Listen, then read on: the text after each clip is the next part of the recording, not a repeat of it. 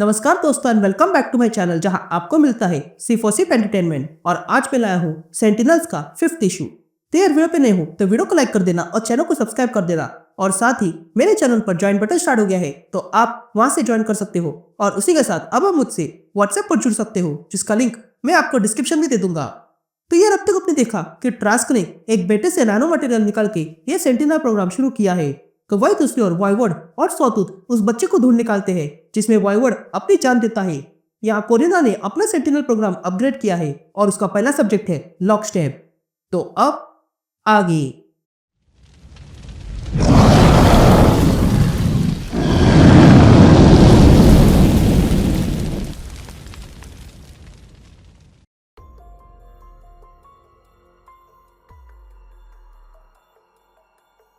Alright gang, तो issue की शुरुआत कुछ साल पहले होती है और हम एक घर देखते हैं जहां पर हम ट्रास के पिताजी को देखते हैं जो लॉरेंस को एक लॉकेट देते हैं और कहते हैं इसे पहन लो, इससे तुम्हें बुरे सपने नहीं आएंगे।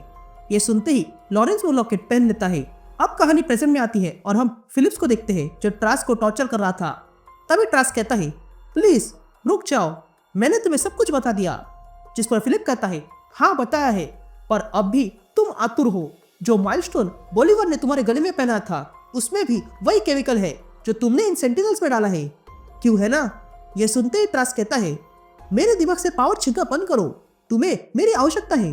जिस पर फिलिप कहता है हाँ है, तुम हमारे सबसे कीमती इन्वेस्टर हो और हम इसके लिए तुम्हारे आभारी है। लेकिन तभी ट्रास देखता है कि उसके हाथ काम नहीं कर रहे थे।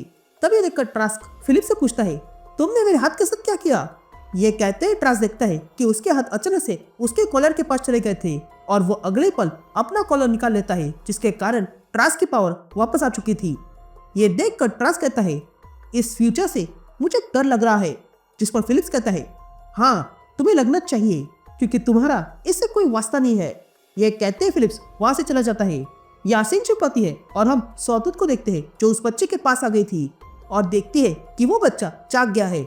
यह देखकर सौतुत कहती है मैं तुम्हारी आवाज अपने दिमाग में सुन पा रही हूँ, वो तुम्हें जंकेट वाला बच्चा कहता है। जिस पर वो बच्चा कहता है हाँ मैं कभी जस्टिन के नाम से जाना जाता था, अब आगे बोलो क्या तुम ही सौतुत हो। यह सुनते ही सौतुत जस्टॉन से पूछती है कि क्या ट्रास ने यह तुम्हारे साथ किया है। जिस पर जस्टॉन कहता है कि ट्रास ने मुझे पकड़ा और मेरे टिश्यूज निकाले, और अगर तुम पूछ रहे हो कि हम कैसे काम करते हैं तो ये बात हम अब तक नहीं समझ पाए हैं। लेकिन तभी सौतुत देखती है कि उसके साथ भी वही ग्राफ्टिंग होने लगी थी। ये देखकर जस्टॉन कहता है तुम भी हमारी फ्लैश हो, तुम्हारे कोऑर्डिनेटर ने हमें कभी नहीं छोड़ा है। यह नैनो टेक्नोलॉजी जो तुम्हारे रगों में है वो तुम्हारी फिजियोलॉजी को अडेप्ट कर रही है। यह सुनते ही सौतुत कहती है कि अगर ऐसा है तो ये बंद करो, मैं ये नहीं चाहती हूँ, मैं बदलना नहीं चाहती हूँ।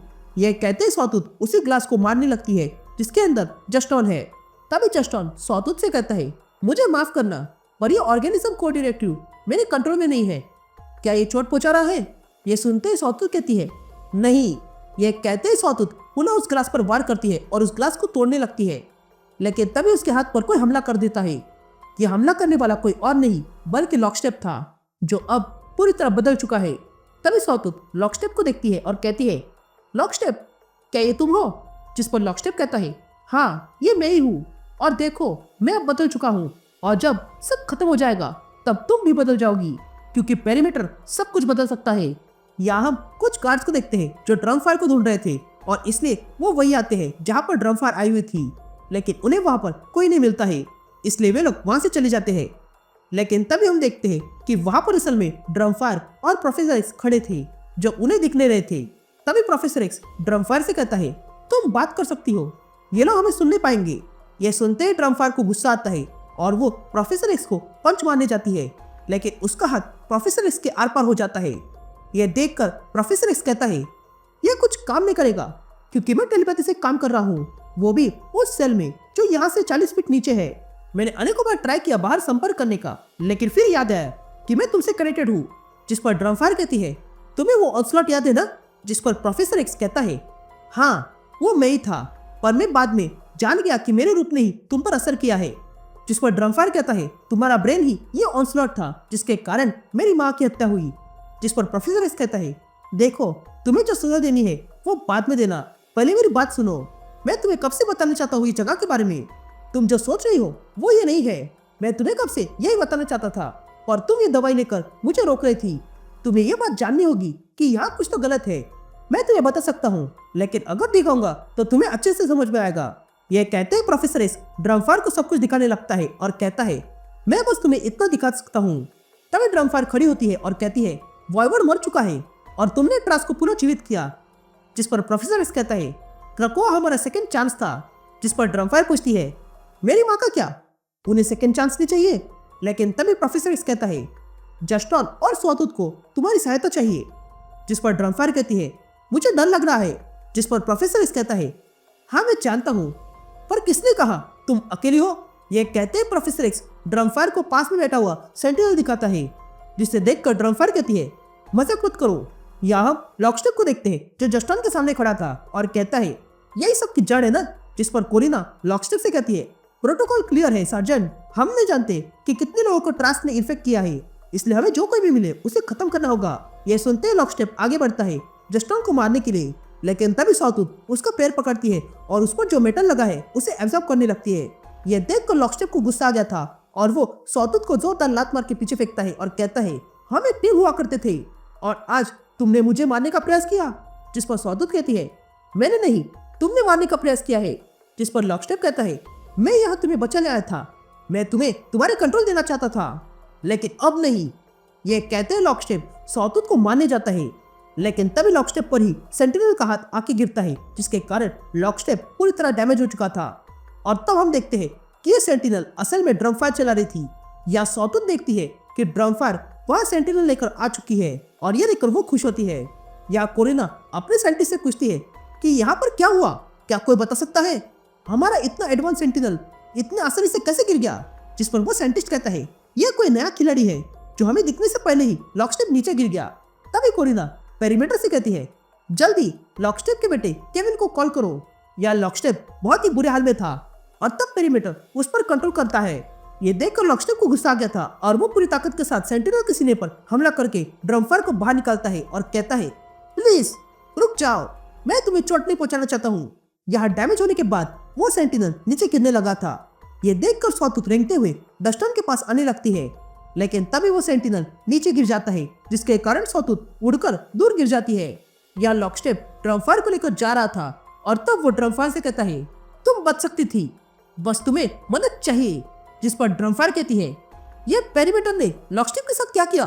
लेकिन तभी लॉकस्टेप का नैनो पार्टिकल ड्रमफायर के शरीर में घुसने लगता है। या सॉटूथ देखती है कि वो उड़कर जस्टन के पास आ गई थी। ये देखकर वो जस्टन के पास आती है और जस्टन की कांच को तोड़ने लगती है।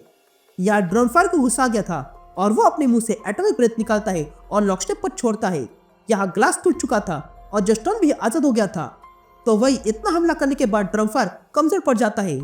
लेकिन तभी लॉकस्टेप उसका गला पकड़ता है और उसे मारने वाला ही था कि तभी पीछे से जस्टन आता है और लॉकस्टेप का सर पकड़ता है और कहता है, तुम्हारे साथ जो हुआ उसके लिए मैं माफी चाहता हूँ, मैं तुम्हें बचा सकता हूँ लॉकस्टेप, बस मुझे प्रयास करने दो। ये कहते हम देखते हैं कि लॉकस्टेप पूरी तरह पिघल चुका था। या लॉकस्टेप ड्रमफायर के पास आता है और उसे उठाता है। तभी वहां जस्टन आता है और कहता है, मैंने लॉकस्टेप को लाना चाहा, पर वो पूरी तरह से पेरीमीटर की वश में था और इसलिए वो अब जा चुका है। तभी ड्रमफायर जस्टन से कहता है, मैं हमेशा से अपने डर से मुक्त होना चाहता था, पर ये सेंटिनल ही डर है, तो मुझे कुछ नया दिखाओ जंकयार्ड बॉय। जिस पर जस्टन कहता है, तुम्हें नया देखना है ना, तो देख लो, पर ये जान लो कि यहाँ जो हुआ है उसके बाद ये लोग अपनी पूरी ताकत के साथ हमारे पीछे आएंगे और हमें उनसे अगर लड़ाई करनी है तो हमें एक आर्मर की आवश्यकता है। बहुत समय पहले मार्क 6 सेंटिनल को नया कोऑर्डिनेटिव दिया गया था ताकि वो मुझे छोड़ के ना जाए, पर मार्क 6 के बायोस लॉक हो चुके हैं और उसे बदल दे सकते हैं जब तक कि उसका यूनिट ऐसा उसे करने ना दे। पर यूनिट ऐसा करने क्यों देगा? वो तो इतना डैमेज हो चुका था कि उसने मुझे भी अपना हिस्सा माना। ये कहते हम देखते हैं कि जस्टन ने उस सेंटिनल को नया रूप दिया था और फिर उसमें जस्टन, सॉटूथ और ड्रमफायर कनेक्ट हो जाते हैं और उसे ऑपरेट करने लगते हैं। यहाँ हम ग्रे मैल्किन प्रिजन में अब कोरिना को देखते हैं, जिसे फिलिप्स कहता है, ये लोग अब तैयार है। जिस पर कोरिना कहती है कि इस लॉकस्टेप का क्या हुआ? जिस पर फिलिप कहता है, वो खत्म हो चुका है और मैंने ये बात उसकी फैमिली को बता दी। तभी कोरिना फिलिप से पूछती है, उस बंदे का क्या हुआ? जिस पर फिलिप कहता है कि उस पर हमें और जांच करनी होगी।